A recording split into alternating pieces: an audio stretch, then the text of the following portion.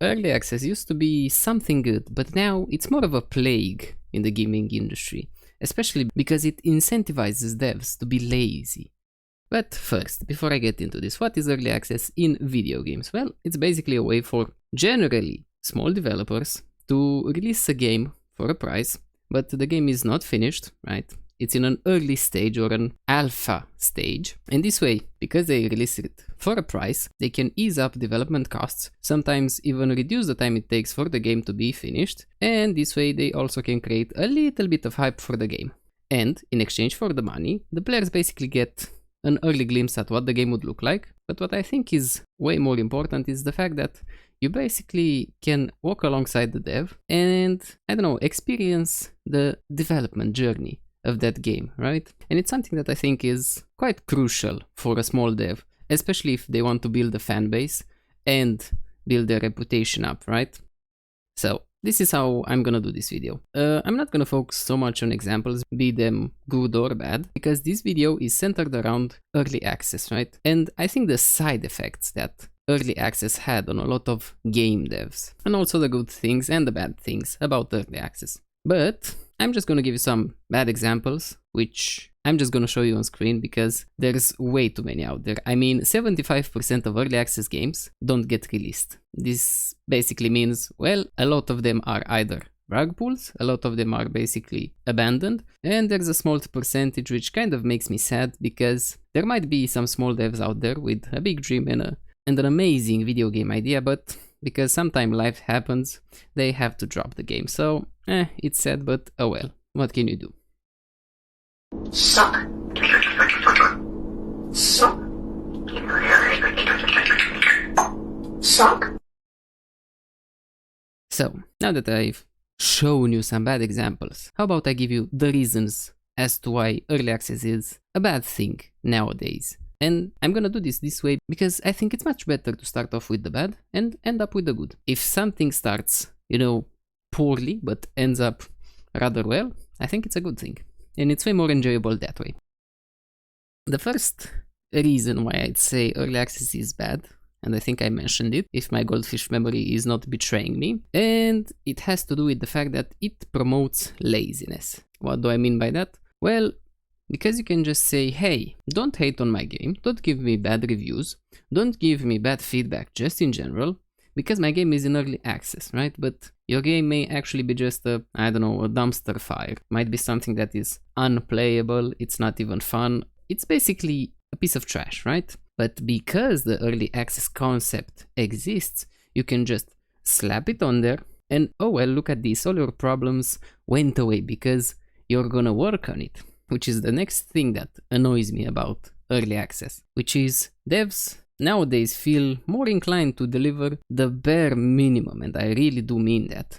I mean, back in the day, we used to have quite big updates for video games. Don't get me wrong, they were not that, I guess, frequent, but nowadays, they are just incentivized to be lazy, and whenever something bad happens, just do the bare minimum, right? It's kind of the same as the previous point, but again, it promotes laziness, and updates, once every year, and you can just slap the, oh, it's early access, right? No, it does not work that way. I mean, look at 7 Days to Die, a game that I actually enjoy quite a lot. However, it took 12 years to finish that game, and I can say that there were a lot of periods of time where no updates were dropped. And that's kind of annoying, and I understand that making a game is not that easy, especially with a small dev team. But here's the next thing that annoys me about early access, which is, hey, don't give my game a bad review because that can make it or break it. Don't you know it's an early access? No, I do not care.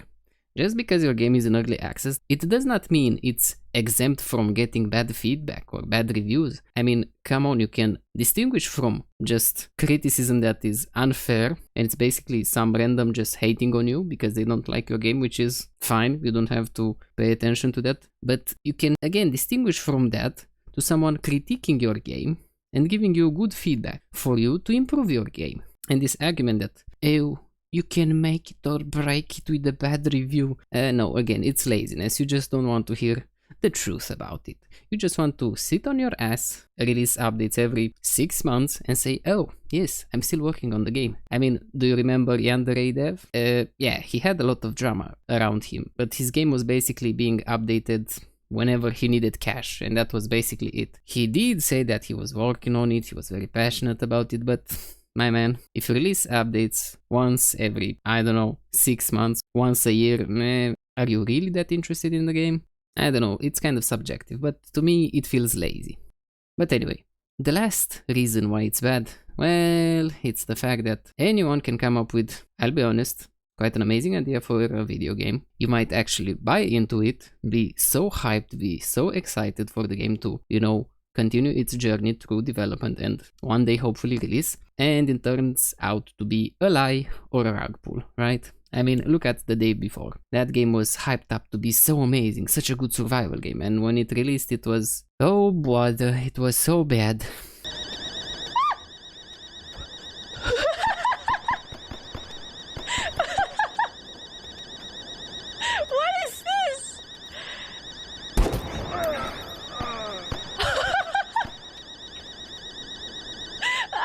Yeah, such a dumpster fire of a game. And it's so annoying because now I'm gonna get into the good side of early access with a few examples and a little bonus example to showcase you something. As I said, it's so sad because I think early access should be targeted at the smaller developer.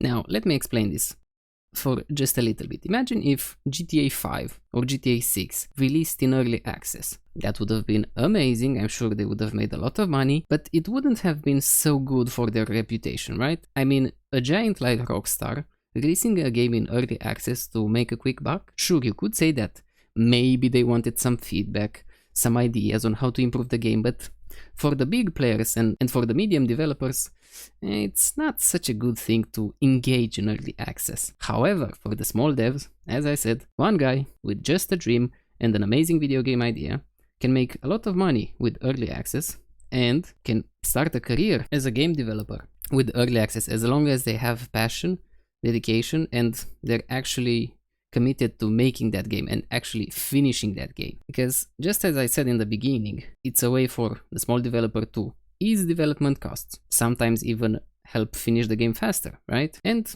make some hype for the game. And that's why I think early access, at its core, it's a good thing, right? It's not a bad thing. But because humans always find a way to abuse every single thing in existence to make money, yeah, some bad actors are gonna show up, which is depressing. But do not lose hope, because I have an example that I think will give you more faith in small developers and some early access games in general, right?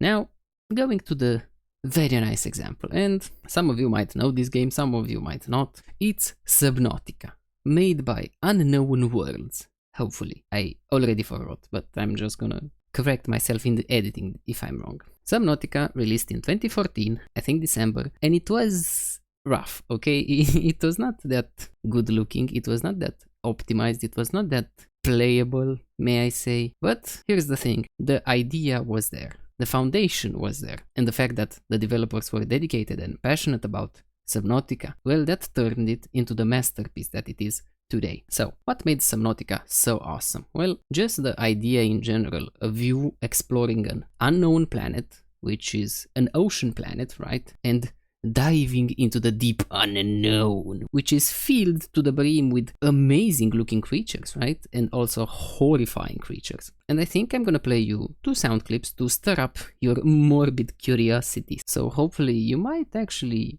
think about playing this game, because I think this is a must play, right? Especially the idea, the game design, the creature design, everything about it. The soundtrack is amazing. The visuals are so good. Sure, they are not the best in the industry, but still. Subnautica, I think, did almost everything right. But here are the sound clips.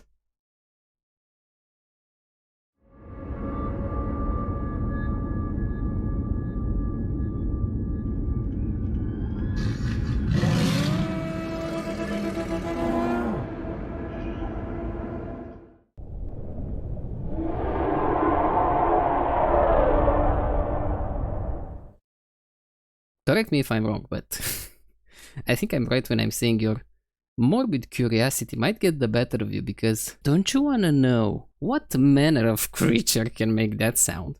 But I'm not gonna spoil it for you, that's why I don't really want to get, into the nitty-gritty of what is Subnautica and what happened. The fact of the matter is this. Subnautica took 4 years to develop. It was amazing. Updates were somewhat sporadic, but when they came, they were somewhat big updates, right? Again, the developers were passionate. And the reason why I say they are passionate, well, I mean, look at the content creators that rushed to cover up the new hit that was Subnautica, even when it was still in early access. And overall, as I said, that game is a masterpiece, and I think, in my opinion, it is a must play. And that's basically kind of the reason why early access is a good thing. The small developers from unknown worlds are quite good at what they do, right? Are very good at what they do. They were passionate, and I think they are still passionate about Subnautica, and I'm really curious to see how they make Subnautica 2. But right now, I'm gonna give you the bonus example, which I'm gonna say it's the disappointing example, right? And it's an example of how not to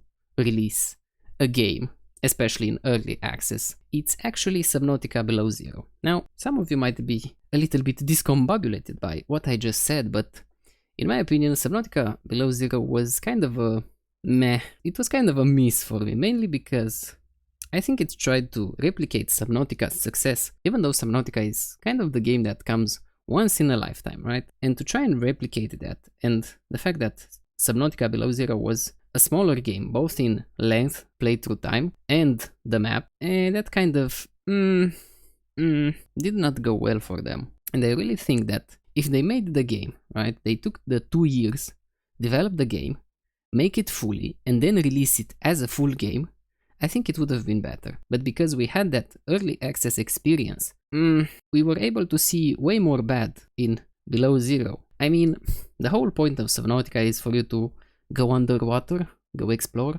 but Below Zero made you play quite a bit above ground, right, above water. But as I said, this is basically just me, disliking the way that Below Zero was made. And to be fair, the game is still okay, the game is still nice. I really like some parts of the story. I don't like the fact that now you have a protagonist, the one that you play as, and she's quite a little bit annoying the way she talks and her lines, but the game is meh. Early access did way more damage to Below Zero. It did not help it at all. I really wish that Below Zero would have been released in full. And that's why I think this example is good, and it's because not all games should be made into early access, right? As I said, early access is for a small developer, but because Unknown Worlds has already built up a good reputation, they made a good chunk of money, right? I think it was somewhere in the neighborhood of $100 million. I might be wrong, I'm gonna fact check myself in the editing, but at that point I'm pretty sure you can say that Below Zero should have been better. But at the same time it's kind of unfair. As I said, Subnautica is a masterpiece. To make Below Zero compete with that, I don't know, look at the old Top Gear cast and the new Top Gear cast. It's unrealistic. You just cannot compete that easily with the OG. And so we arrive at the end of the video. And first of all, I want to reiterate a few things. I know I did not cover all of the reasons that make early access a good thing or make it a bad thing. And it has to do with the fact that I think I covered the most important reasons as to why it is good/bad. Bad because, hey, it promotes laziness, we no longer get finished games, and it seems like the guys that do not need, cash that urgently to be able to finish their games are actually performing this kind of stunt, and there's a lot of bad actors in general. And the stuff that I said with, oh, if you leave bad reviews, oh, you can make it or break it. No, if the game sucks, that's what will kill it, right? And same for the good. It's a good thing, especially for small developers, right? This way you can get an early glimpse into an amazing game, right? You can look at it, you can play it, you can actually help develop it, through feedback. I actually quite appreciate that. But before, we part ways, I just wanted to bestow upon your little brains, well, actually big brains in comparison with mine. Anyway, I want to bestow upon your little pumpkin heads this bit of wisdom. Right now, what you should do is be a fence-sitting gamer, right? Sit on that fence and observe the game you like. Do not jump the gun, right? Just be patient a little bit. See if it's good. See if the developers are actually dedicated to finishing that game, to making it better, to improving it just in general, right? And then make an educated decision.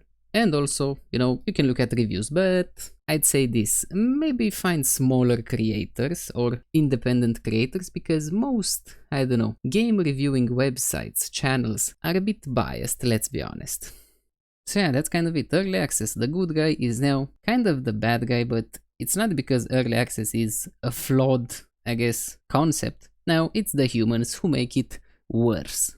So, what did you think? Did you like the video? If you did, maybe give it a like. Also, look at the graph. Maybe consider subscribing if you like this kind of content. If not, that's okay, I don't mind.